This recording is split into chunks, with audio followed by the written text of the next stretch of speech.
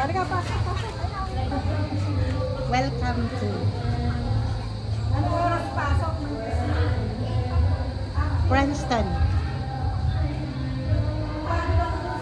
Residence.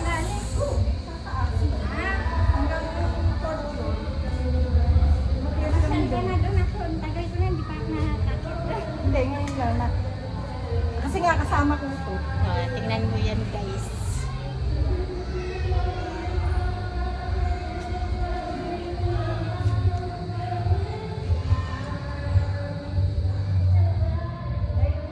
Yan ang room nila. Tapos, ang kanilang bath.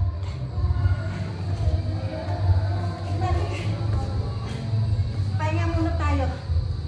Wala, merienda.